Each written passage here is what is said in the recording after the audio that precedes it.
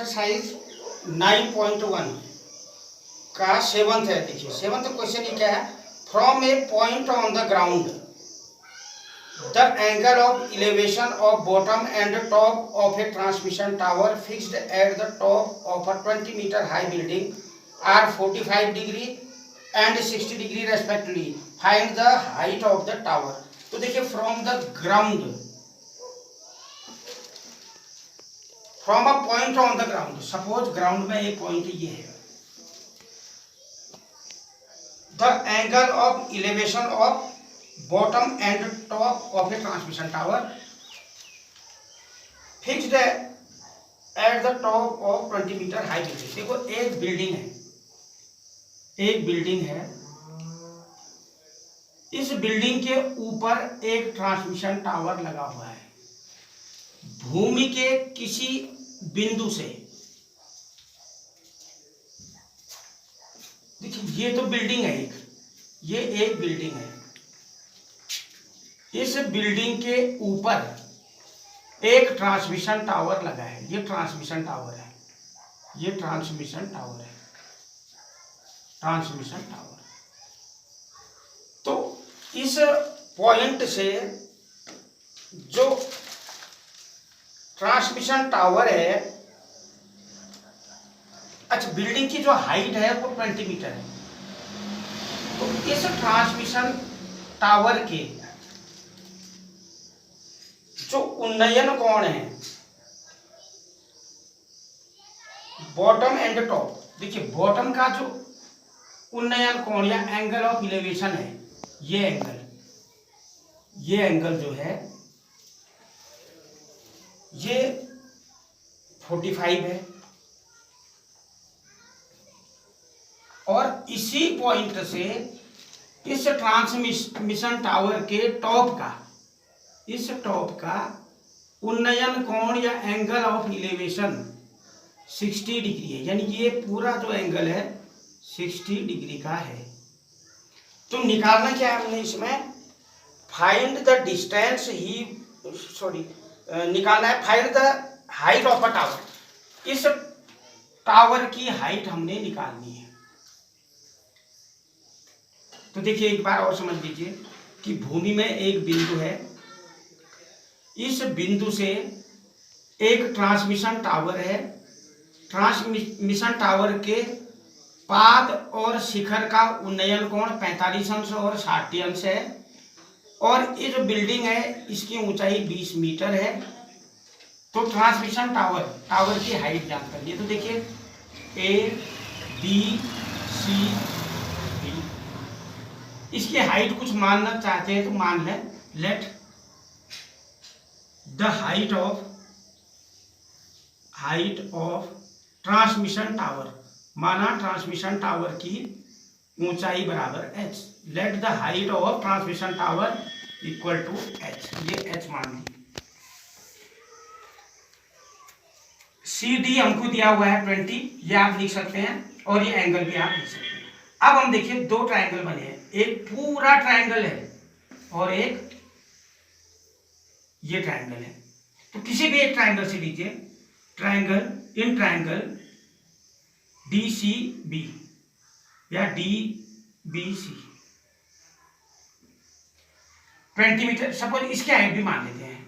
इसकी ये जो बी सी है, ये डिस्टेंस को सपोज मानना चाहें तो मान लें, नहीं मानना चाहें तो रहने दीजिए, चलिए रहने दीजिए। In triangle D B C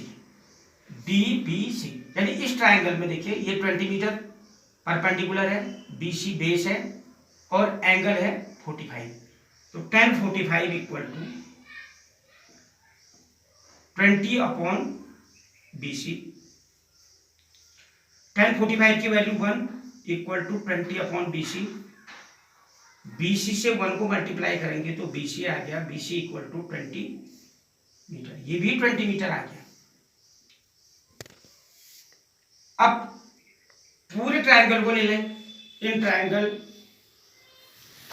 A B सी, तो देखिए इसमें परपेंडिकुलर ये पूरा होगा, यानी tan 60 इक्वल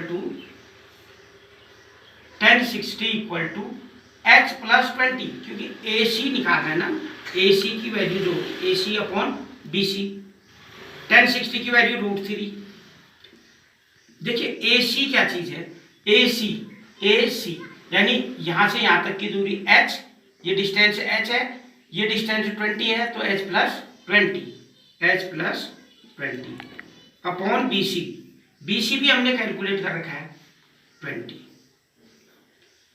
ये यहां पर लिखते हैं from 1 BC equal to 1, since BC equal to 20 metre. तो देखिए सॉल्व करें, 20√3 इक्वल टू h प्लस 20, इससे इसको मल्टीप्लाई किया इक्वल टू ये प्लस ये, h इक्वल टू देखिए 20√3 अपनी जगह पर रहेगा, 20 को हम यहाँ से राइट लेफ्ट साइड लाते हैं, तो 20√3 माइनस 20, तो h इक्वल टू आ गया 20 कॉमन ले लें, √3 माइनस 1 आ गया मीटर। h क्या मान रखा हमने, the length of transmission tower, the height of transmission tower, तो हाइट इक्वल टू आ गया height of tower equal to 20 √3 minus 1 metre, ये आंसर आ गया। अब नेक्स्ट क्वेश्चन ले लें, from a point on the ground the angle of elevation of the bottom and top, ये तो बन चुका है। नेक्स्ट है देखिए, a statue 1.6 metre tall stand on the top of a pedestal. अब देखिए इसमें स्टैच्यू है, सेम ऐसा ही क्वेश्चन है 8th क्वेश्चन, बस इसमें एक स्टैच्यू है, एक मूर्ति है। ये मूर्ति किस पर खड़ी है, एक पेडेस्टल पर। देखिए ये स्टैच्यू है, ये स्टैच्यू है, स्टैच्यू किस पर है, एक पेडेस्टल पर।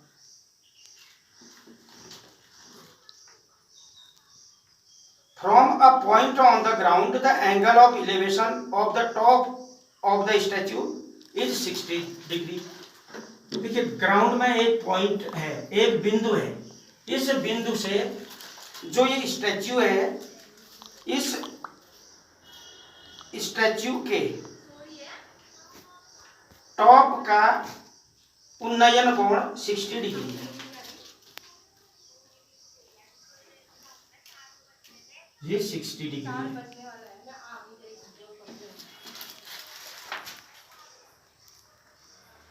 And from the same point, इसी बिंदु से द एंगल ऑफ इलेवेशन, जो उन्नयन कोण है, of the top of the pedestal is 45 degree. तो देखिए एक स्टैच्यू दे रखा है जो पेडेस्टल पर है, ग्राउंड के किसी पॉइंट से angle of elevation of the top of the statue is 60 degree. From the same point, the angle of elevation at the top of the pedestal, pedestal ये है, pedestal, ये pedestal का top है, ये जो एंगल है इसी पॉइंट से ये जो एंगल बन रहा है, ये 45 का बनता है।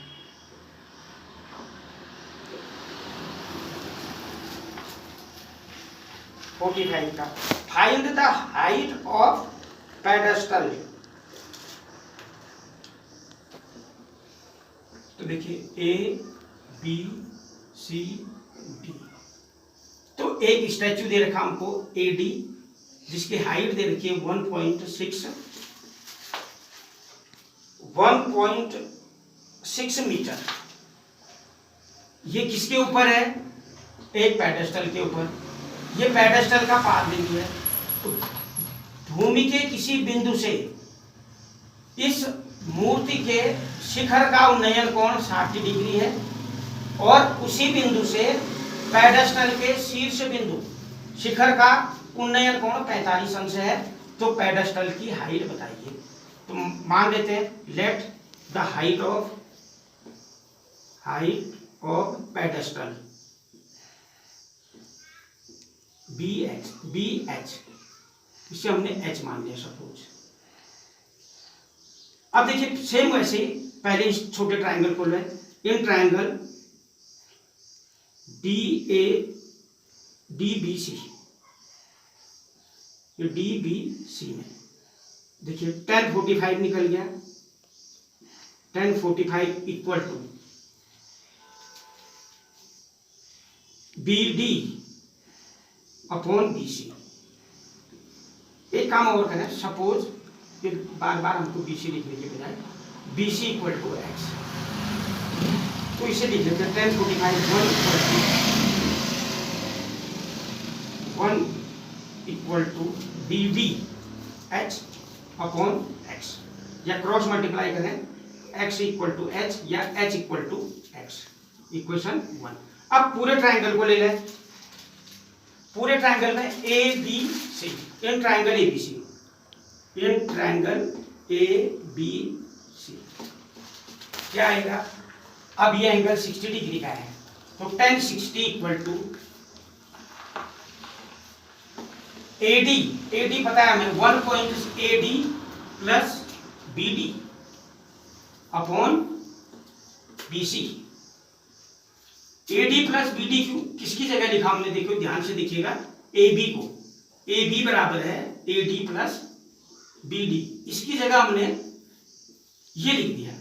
अब वैल्यू रखते हैं √3 equal to AD, height of statue 1.6 plus BD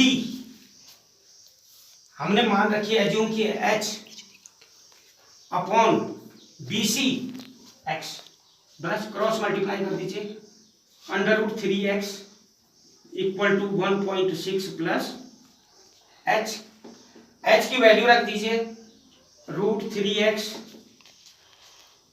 या x इक्वल टू H या H इक्वल टू X, बात एक ही है, तो x की जगह h रख दें, इक्वल टू 1.6 प्लस h की जगह x लिख दिया, सॉरी h को h ही रहने दें, क्यों, क्योंकि हमने हाइट और पेडेस्टल निकालनी है। इसको यहां ले आए तो √3x minus h equal to 1.6, h common लिया, √3 minus 1 equal to 1.6, h equal to आ गया 1.6 अपॉन √3 माइनस 1। इसको थोड़ा सा ठीक कर लेते हैं, देखिए यहां पर ले लें h इक्वल टू 1.6, रेशनलाइज कर लेते हैं इसको, इनटू, इसको रेशनलाइज करेंगे तो √3 plus 1 upon √3 minus 1 into √3 plus 1, तो देखिए h इक्वल टू आ गया 1.6 √3 प्लस 1 अपॉन, देखिए a minus B a plus B equal to होता है a square minus B square, यानी √3 का स्क्वायर माइनस 1 का स्क्वायर, तो h इक्वल टू आ गया 1.6 √3 प्लस 1 अपॉन, √3 का स्क्वायर करेंगे तो 3 आएगा, 1 का स्क्वायर करेंगे तो 1 आ जाएगा, तो h इक्वल टू आ गया 1.6 √3 प्लस 1 अपॉन 2।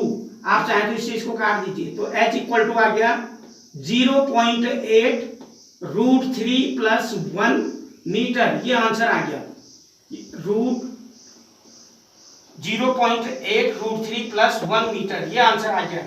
इसके बाद देखिए यहां सॉल्व किया,